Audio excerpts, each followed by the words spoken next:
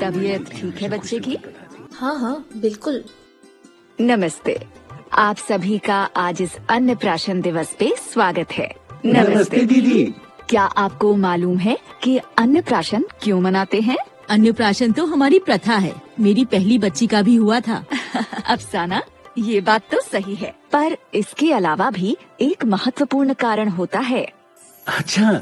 हाँ, 6 महीने के बाद बच्चे का शरीर बहुत तेजी से बढ़ता है। वो घुटनों के बल चलने लगता है, छोटी छोटी खेल की गतिविधियों में शामिल होने लगता है।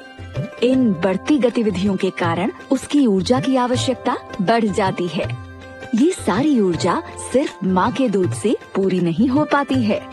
इसीलिए 6 महीने के बाद माँ के दूध के साथ साथ बच्चे को ऊपरी आहार शुरू करना जरूरी होता है। और इसीलिए ही आप सबको आज मैंने अन्नप्राशन करवाने के लिए बुलाया है। पर दीदी, हमें लगता है मुन्नी अभी बहुत ही छोटी है, वो ऊपरी आहार पचा नहीं पाएगी। क्या हम 2-3 महीने बाद मुन्नी का ऊपरी आहार शुरू कर सकते हैं? मुन्नी के पापा, आप बिल्कुल चिंता मत करिए। मुन्नी अब 6 महीने की हो गई है और ऊपरी आहार आसानी से पचा सकती है। पर दीदी, मैंने तो ये सुना था कि माँ का दूध ही बच्चे के लिए सबसे अच्छा और संपूर्ण होता है। अफसाना, आपने बिल्कुल सही सुना है, लेकिन 6 महीने के बाद सही वृद्धि और विकास के लिए बच्चे को माँ के दूध के साथ साथ ऊपरी आहार देना बहुत जरूरी होता है। चलिए अब अन्नप्राशन शुरू करते हैं। दीदी, ये तो गाढ़ा लग रहा है, थोड़ा पतला कर दें। ऊपरी आहार का सही गाढ़ापन बच्चे का पेट भरने के लिए बहुत जरूरी है। अगर ज्यादा पतला हो तो बच्चे का पेट जल्दी भर जाएगा और बच्चे को उतना पोषण और ताकत नहीं मिलेगी। ध्यान रखना, बच्चे को हमेशा घर का बना गाढ़ा नरम आहार जो आसानी से चम्मच में ठहरता हो और जिसे आसानी से निगला जा सके, ऐसा ही खाना देना चाहिए। दीदी, अभी गुड्डू तो 9 महीने का हो गया, उसको कितनी बार खाना खिलाएं? बच्चे की उम्र के साथ उसकी भूख भी बढ़ती है, जिसके लिए खाने की मात्रा भी बढ़ाना आवश्यक है। अरे, मतलब 6 माह पूर्ण हो जाने पर माँ के दूध के साथ ऊपरी आहार को शुरू करें।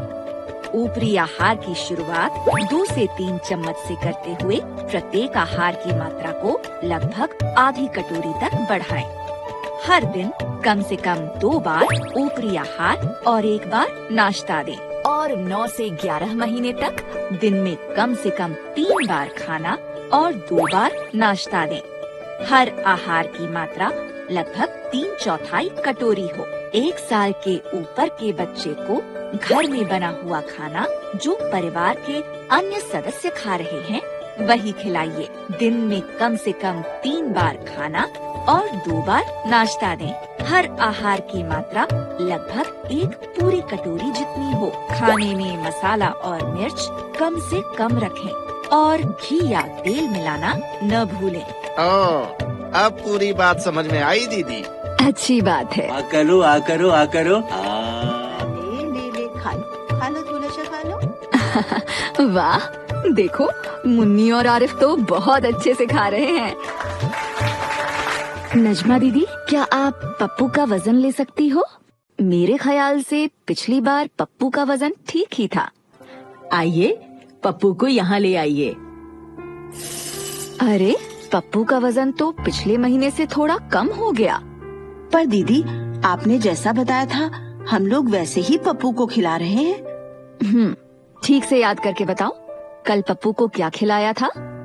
दीदी, पप्पू को मीठा बहुत पसंद है, तो सुबह उसको बिस्किट चाय में डुबो के नरम करके खिलाते हैं और जब भी हम खाते हैं हमारे साथ पप्पू भी थोड़ा थोड़ा खा लेता है। पप्पू की माँ नरम खाने में तुम सूजी की खीर, नरम खिचड़ी, गाढ़ी दाल, मसले हुए केले, मसला हुआ आलू ये सब दे सकती हो। बिस्किट खाने से बच्चे का पेट तो भर जाता है, लेकिन बच्चे को सही पोषण नहीं मिल पाता है। और हाँ, ये 4 जरूरी बातें सबको याद रखनी है। सब मेरे साथ बोलो। 1 से 1 चम्मच घी या तेल। 2 से बचे अपने 2 बर्तन, 1 कटोरी, 1 चम्मच। 3 से कम 3 बार खाना और नाश्ता। और 4 से 4 मील का खाना। क्या किसी को कुछ और पूछना है? नहीं दीदी, आपसे हमेशा बहुत कुछ सीखने को मिलता है। तो ठीक है, चलो फिर आज का कार्यक्रम खत्म करते हैं। पप्पू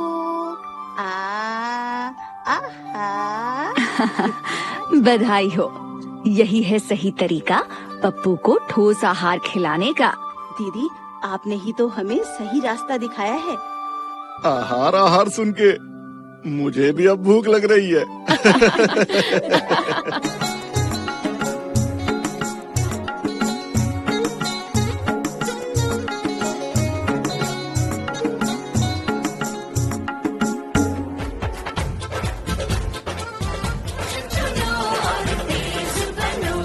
पोषण चुनो, तेज बनो।